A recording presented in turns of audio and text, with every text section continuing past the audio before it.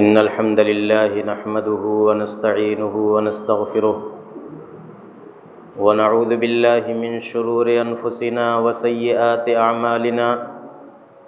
من يهده الله فلا مضل له ومن يضلله فلا هادي له وأشهد أن لا إله إلا الله وحده لا شريك له وأشهد أن محمدا عبده ورسوله أما بعد فإن خير الحديث كتاب الله وخير الهدي هدي محمد صلى الله عليه وسلم وشر الأمور محدثاتها وكل محدثة بدعة وكل بدعة ضلالة وكل ضلالة في النار. أعوذ بالله من الشيطان الرجيم. بسم الله الرحمن الرحيم. وَلَقَدْ خَلَقْنَا الْإِنسَانَ وَنَعْلَمُ مَا تُوَسْوِسُ بِهِ نَفْسُهُ وَنَحْنُ أَقْرَبُ إِلَيْهِ مِنْ حَبْلِ الْوَرِيدِ إِذْ يَتَلَقَّى الْمُتَلَقِّيَانِ عَنِ الْيَمِينِ وَعَنِ الشِّمَالِ قَعِيدٌ مَا يَلْفِظُ مِنْ قَوْلٍ إِلَّا لَدَيْهِ رَقِيبٌ عَتِيدٌ وَجَاءَتْ سَكْرَةُ الْمَوْتِ بِالْحَقِّ ذَلِكَ مَا كُنْتَ مِنْهُ تَحِيدُ وَنُفِخَ فِي الصُّورِ ذَلِكَ يَوْمُ الْوَعِيدِ وَجَاءَتْ كُلُّ نَفْسٍ مَعَهَا سَائِقٌ وَشَهِيدٌ لَقَدْ كُنْتَ فِي غَفْلَةٍ مِّنْ هَذَا فَكَشَفْنَا عَنْكَ غِطَاءَكَ فَبَصَرُكَ الْيَوْمَ حَدِيدٌ وَقَالَ قَرِينُهُ هَذَا مَا لَدَيَّ عَتِيدٌ أَلْقِيَا فِي جَهَنَّمَ كُلَّ كَفَّارٍ عَنِيدٍ مَّنَّاعٍ لِّلْخَيْرِ مُعْتَدٍ مُّرِيبٍ الَّذِي جَعَلَ مَعَ اللَّهِ إِلَٰهًا آخَرَ فَأَلْقِيَاهُ فِي الْعَذَابِ الشَّدِيدِ قَالَ قَرِينُهُ رَبَّنَا مَا أَطْغَيْتُهُ وَلَٰكِن كَانَ فِي ضَلَالٍ بَعِيدٍ قَالَ لَا تَخْتَصِمُوا لَدَيَّ وَقَدْ قَدَّمْتُ إِلَيْكُم بِالْوَعِيدِ مَا يُبَدَّلُ الْقَوْلُ لَدَيَّ وَمَا أَنَا بِظَلَّامٍ لِّلْعَبِيدِ. اسلامی بھائیوں، اسلامی کیلنڈر کے اعتبار سے یہ 7واں مہینہ جو رجب کے نام سے جانا جاتا ہے، وہی 7واں مہینہ چل رہا ہے. اس مہینے میں بہت سارے مسلم معاشروں میں کچھ مخصوص اعمال انجام دیے جاتے ہیں، کچھ مخصوص کام کیے جاتے ہیں. ان کاموں کی، ان اعمال کی کیا حقیقت ہے اور کہاں تک وہ درست ہیں، ہمیں اسے جاننا چاہیے تاکہ ہم یہ سمجھ سکیں کہ ہمارے ارد گرد جو کچھ ہوتا ہے اس کی کوئی تاریخ ہوتی ہے، اس کے پیچھے کوئی عقیدہ ہوتا ہے، اور اگر وہ تاریخ، وہ عقیدہ درست ہے تو اچھی بات ہے، اگر درست نہیں ہے تو اس کی اصلاح کی ضرورت ہے. رجب کا مہینہ حرمت والے 4 مہینوں میں سے ایک. قرآن کے اندر اللہ تعالیٰ نے فرمایا کہ ان عدت الشہور عند اللہ 12 شہرا فی کتاب اللہ یوم خلق السماوات والارض منہا 4 حرم، کہ اللہ کے نزدیک مہینوں کی تعداد 12 ہے. جس دن سے آسمان و زمین کو اللہ تعالیٰ نے پیدا کیا اسی دن سے مہینوں کی تعداد 12 رکھا. ان میں سے 4 مہینے حرمت والے، احترام والے، تقدس والے. یہ 4 مہینے ذی قعدہ، ذی الحجہ، محرم جو ایک ساتھ پڑھتے ہیں، اور ایک یہی رجب کا مہینہ ہے. جاہلیت میں بھی، یعنی اسلام سے پہلے بھی لوگ ان مہینوں کا احترام کرتے تھے. حرمت والے ہونے کا مطلب یہ ہے کہ ان مہینوں میں خاص طور سے قتل و غارت گری، لڑائی جھگڑا، فتنہ فساد خاص طور سے ممنوع ہے۔ یہ ساری چیزیں تو پورے سال کے 12 مہینے میں ممنوع ہیں، لیکن ان 4 مہینوں میں خاص طور سے ان کی ممانعت زیادہ تاکیدی ہو جاتی ہے۔ تو جاہلیت میں بھی یہ 4 مہینے محترم تھے اور اسلام نے بھی ان کی حرمت باقی رکھی۔ تو اس مہینے میں خاص طور سے بدعت و خرافات انجام دینا یا فتنہ فساد لڑائی جھگڑا کرنا زیادہ قابل اعتراض ہے۔ اب آئیے اپنے معاشرے کا جائزہ لیں۔ رجب کا مہینہ جیسے ہی شروع ہوتا ہے، کچھ خاص قسم کی علامتیں، کچھ خاص قسم کے جھنڈے دکھائی دینے لگتے ہیں۔ اصل میں یہ کہا جاتا ہے کہ خواجہ معین الدین اجمیری، جنہیں خواجہ غریب نواز کے نام سے جانا جاتا ہے، یہ ان کا مہینہ ہے۔ اسی مہینے میں ان کی پیدائش ہوئی تھی یا ان کی وفات ہوئی تھی، اس لیے اس مہینے میں بڑا دھوم دھڑاکہ ہوتا ہے۔ اجمیر کے اندر بڑا دھوم دھام سے ان کا عرس منایا جاتا ہے اور کئی دن تک بڑی چہل پہل وہاں ہوتی ہے، دور دور سے لوگ پہنچتے ہیں۔ تو اس مہینے کی ایک خاص شناخت یہ بن چکی ہے۔ اگر کوئی اللہ والا ہے، کوئی بزرگ ہے، اس نے دین کی خدمت کی ہے تو اللہ تعالیٰ اس کی خدمت کو قبول کرے۔ اور باقی رہ گیا ہے کہ اس طرح سے برسی منانا یا عرس منانا اور کسی کے نام پر تہوار منانا یا رسم و رواج انجام دینا، بدعت و خرافات کو فروغ دینا، یہ اسلامی شریعت کی شان کے منافی ہے، اسلامی شریعت کے مزاج کے منافی ہے۔ یہاں تو یہ ہے کہ جو چیز قرآن و سنت سے ثابت ہے اسی پر اکتفا کیا جائے، اور جو نئی چیزیں ہیں بار بار ہم سنتے ہیں کہ کل محدثۃ بدعہ وکل بدعۃ ضلالہ وکل ضلالۃ فی النار، کہ دین میں جو چیز بھی نئی ایجاد کی جاتی ہے وہ بدعت ہے، اور ہر بدعت گمراہی ہے، ہر گمراہی جہنم تک پہنچانے والی ہے۔ دوسری چیز یہ کہ اس مہینے میں کچھ خاص عبادتیں کی جاتی ہیں، جن میں سے نماز کی شکل میں، روزے کی شکل میں، عمرے کی شکل میں، زکوٰۃ کی ادائیگی کی شکل میں، زیارت مدینہ کی شکل میں اور ذبح کی شکل میں، بہت ساری شکلوں میں کچھ مخصوص عبادتیں انجام دی جاتی ہیں۔ دیکھیے، جو عبادتیں ہیں، روزہ نماز جتنی بھی عبادتیں ہیں، انہیں انجام دینا اچھی بات ہے، لیکن کسی عبادت کے لیے کوئی خاص وقت متعین کر لینا، کوئی خاص دن متعین کر لینا، کوئی خاص کیفیت متعین کر لینا، یہ دلیل چاہتی ہے۔ جب تک دلیل نہ ہو تب تک کسی عبادت کے لیے کوئی تخصیص نہیں کی جاتی، اگر کی جائے گی تو یہی بدعت ٹھہرے گی۔ نماز پڑھنا اچھی چیز ہے، آدمی فرائض پڑھے، نوافل پڑھے، لیکن کسی خاص دن کی فلاں دن ہی اور فلاں کیفیت میں نماز پڑھنا ہے، اس کے لیے دلیل چاہیے۔ جیسے رمضان میں تراویح کی نماز پڑھی جاتی ہے، خاص مہینے میں، خاص وقت میں، خاص کیفیت کے ساتھ، اس کے لیے دلیل ہے قرآن کے اندر، حدیث کے اندر۔ لیکن اگر کوئی ایسی نماز ایجاد کر لی جائے کہ جس کی کوئی دلیل نہ ہو تو وہیں سے بدعت کا حکم لگتا ہے۔ تو جو نماز اس مہینے میں خاص طور سے پڑھی جاتی ہے اسے صلاۃ الرغائب کہا جاتا ہے۔ رغائب، رغیبہ کی جمع، یعنی بڑی پسندیدہ نماز۔ اس کی ایک خاص کیفیت ہے کہ ماہ رجب میں جو پہلا جمعہ پڑتا ہے، اس پہلے جمعہ کو مغرب اور عشاء کے درمیان یہ نماز پڑھی جاتی ہے،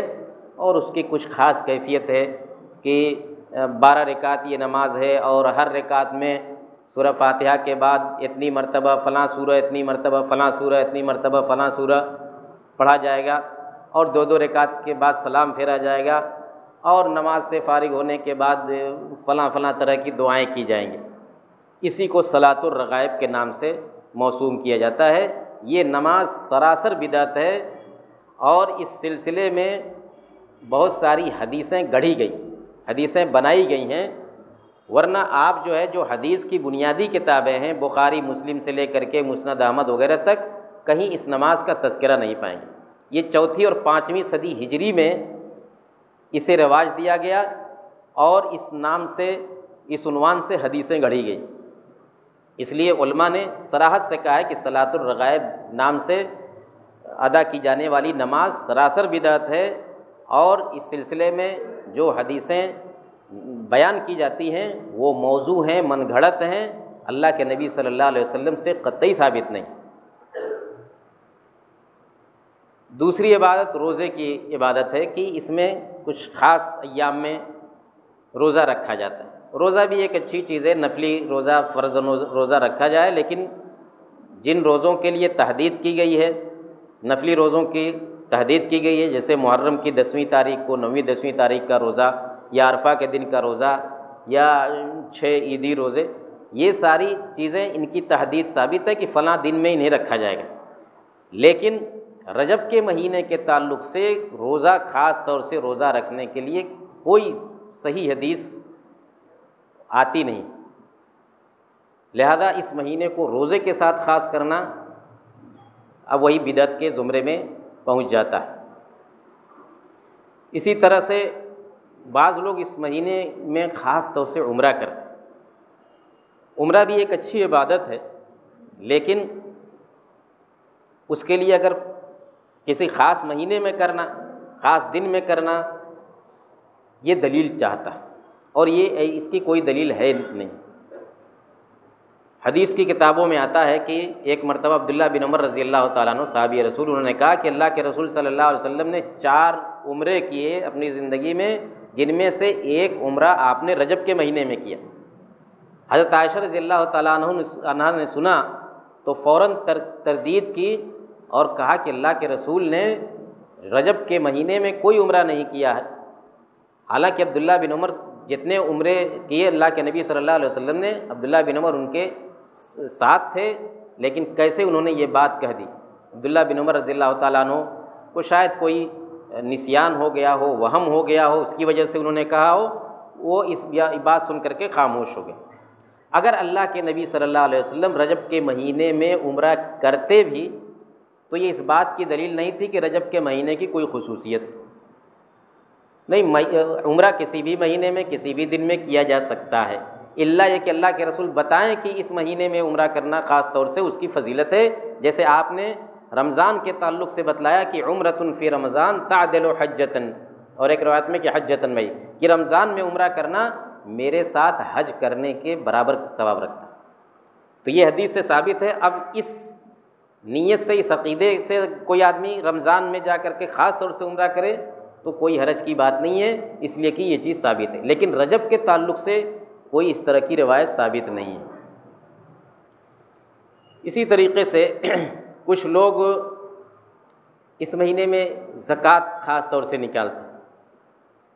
زکوٰۃ کے لیے چاہے رجب کو خاص کیا جائے، چاہے رمضان کو خاص کیا جائے، یا کسی اور مہینے کو خاص کیا جائے، یہ اولاً تو زکوٰۃ فرض ہوتی ہے حولان حول سے، یعنی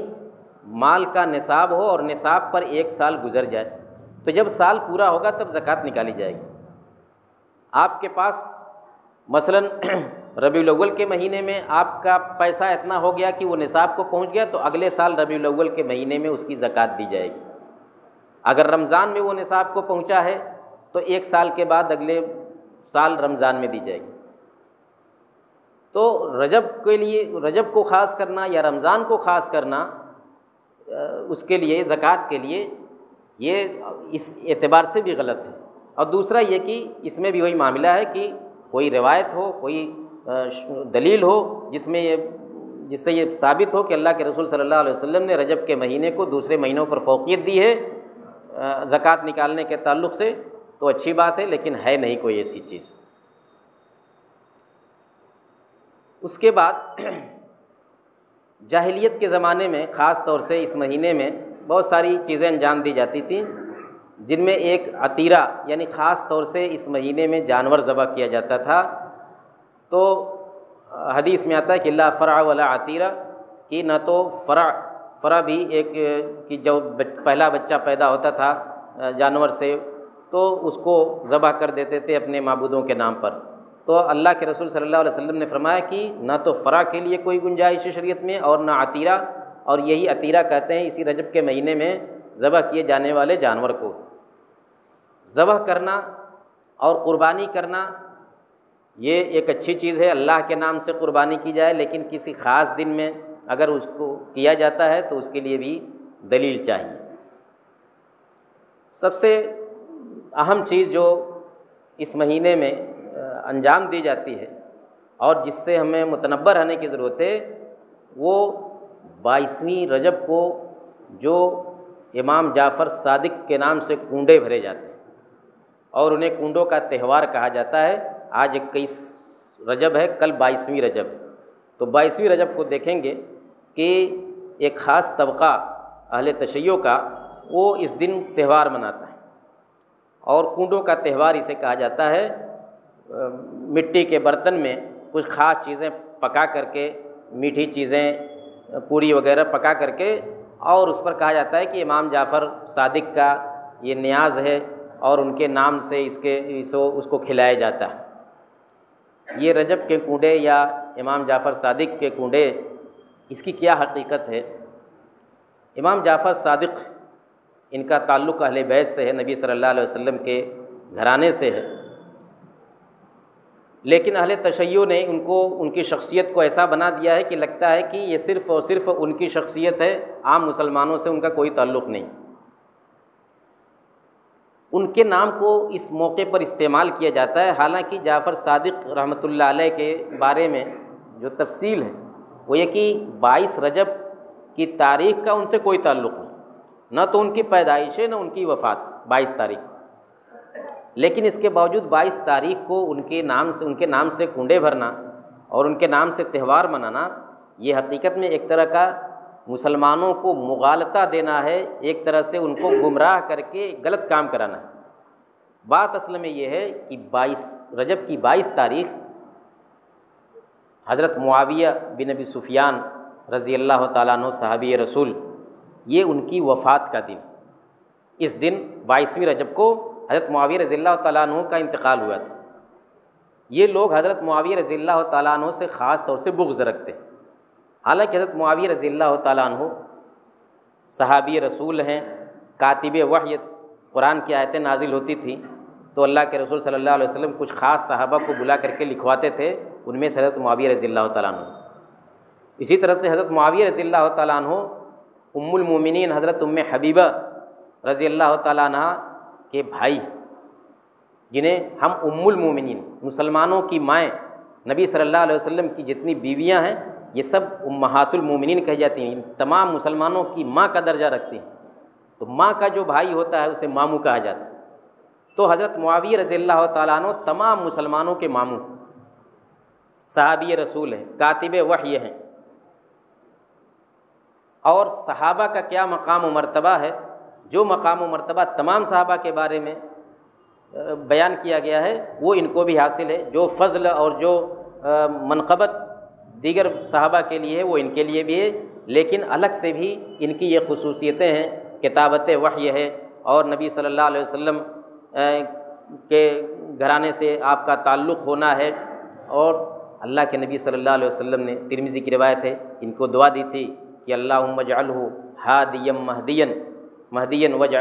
وہد بھی، کہ اللہ تعالیٰ ان کو ہدایت دینے والا اور ہدایت یافتہ بنا اور ان کے ذریعے ہدایت دے۔ اور بھی بہت ساری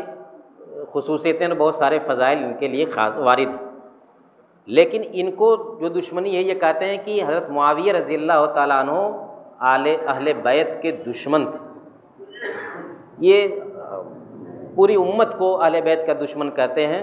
چند لوگوں کو چھوڑ کر کے باقی سب دشمن سب دشمن سب دشمن۔ اس لیے 22ویں رجب کو یہ خوشی مناتے ہیں اور حضرت معاویہ رضی اللہ تعالیٰ عنہ کی وفات پر خوشی مناتے ہیں، لیکن اس کو اگر یہ نام دے دیں گے کہ حضرت معاویہ کی وفات پر خوشی مناتے ہیں تو دوسرے مسلمان اس میں شریک نہیں ہوں گے، لیکن انہوں نے کیا کیا کہ اس کو نام دیا امام جعفر صادق کی نظر نیاز کا، تاکہ دوسرے مسلمان بھی ان کا ساتھ دیں، اور یہی ہوتا ہے۔ اور اس طرح کا اور بھی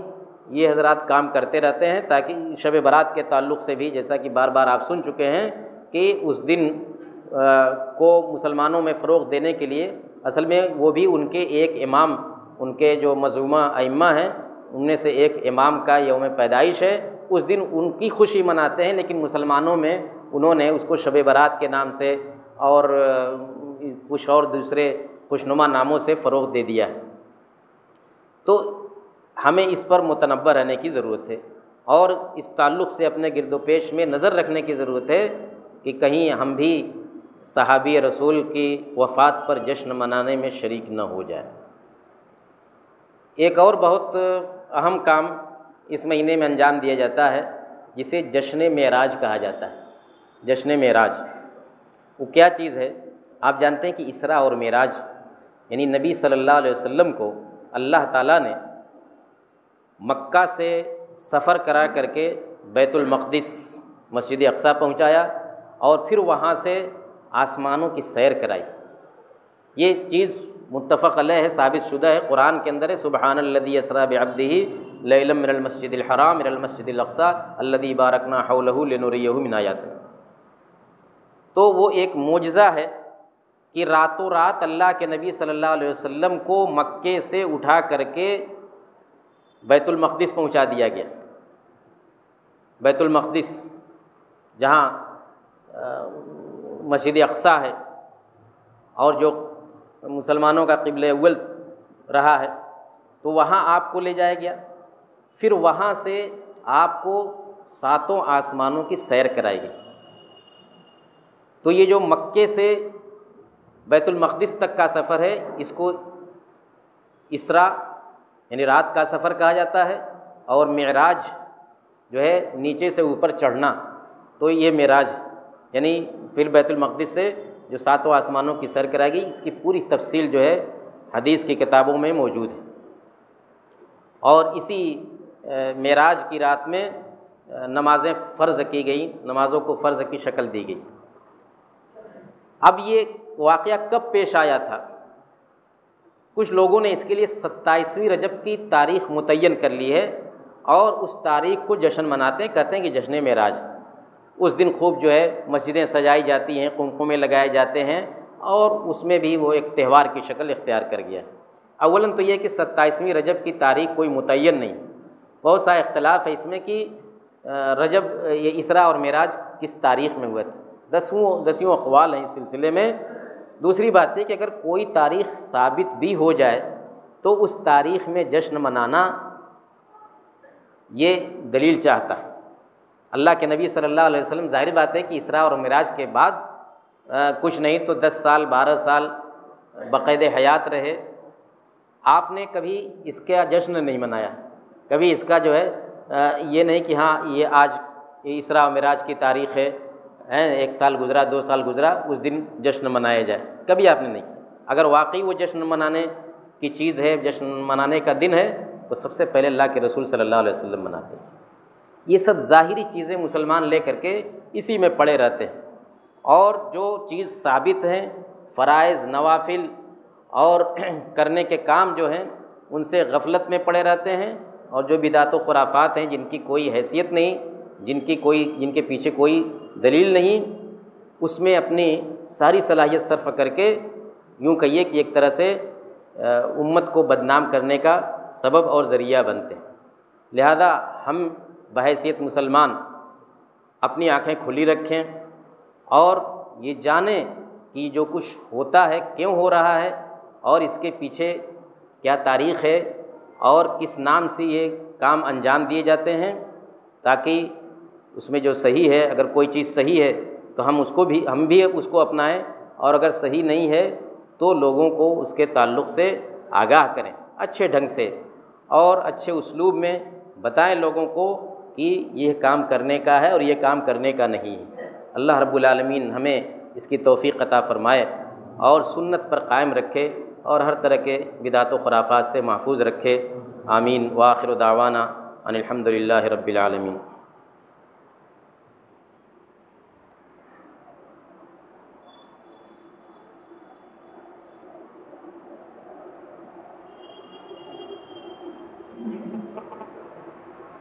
الحمد لله نحمده ونستعينه ونستغفره ونعوذ بالله من شرور أنفسنا وسيئات أعمالنا من يهده الله فلا مضل له ومن يضلله فلا هادي له وأشهد أن لا إله إلا الله وحده لا شريك له وأشهد أن محمدا عبده ورسوله اما بعد۔ ایک مرتبہ امام مالک رحمۃ اللہ علیہ سے مدینہ کے اندر کسی نے سوال کیا۔ امام مالک رحمۃ اللہ علیہ مسجد نبوی میں درس دیا کرتے تھے۔ ان سے کسی نے سوال کیا کہ میں عمرے کے لیے احرام کہاں سے باندھوں؟ آپ جانتے ہیں کہ حج اور عمرے کے لیے جو احرام باندھا جاتا ہے تو اس کے لیے الگ الگ میقات متعین، کہ فلاں سمت سے جو لوگ آئیں گے وہ فلاں جگہ احرام باندھیں گے، فلاں سمت سے جو لوگ آئیں گے فلاں جگہ احرام باندھیں گے۔ تو مدینے کی میقات، مدینے والوں کی میقات یعنی حج اور عمرے کا احرام باندھنے کی جگہ ذوالحلیفہ نامی ایک جگہ ہے، مدینے سے چند کلومیٹر کے فاصلے پر، وہیں اللہ کے نبی صلی اللہ علیہ وسلم نے جا کر کے وہیں سے احرام باندھا تھا۔ آج وہاں ایک اچھی خاصی مسجد ہے اور وہاں سارے انتظامات ہیں۔ جو لوگ مدینے سے مکے کی طرف آتے ہیں عمرہ کرنے کی غرض سے یا حج کرنے کی غرض سے، وہ وہیں اتر کر کے احرام کا کپڑا پہنتے ہیں۔ تو امام مالک رحمۃ اللہ علیہ نے اس آدمی سے کہا کہ تم مدینے سے جا رہے ہو عمرہ کرنے تو تمہیں ذوالحلیفہ نامی جگہ سے احرام باندھنا چاہیے، جہاں سے اللہ کے نبی صلی اللہ علیہ وسلم نے احرام باندھا تھا۔ اس آدمی نے کہا کہ اگر میں مسجد نبوی کے پاس سے بلکہ نبی اکرم صلی اللہ علیہ وسلم کی قبر کے پاس سے احرام باندھ لوں تو؟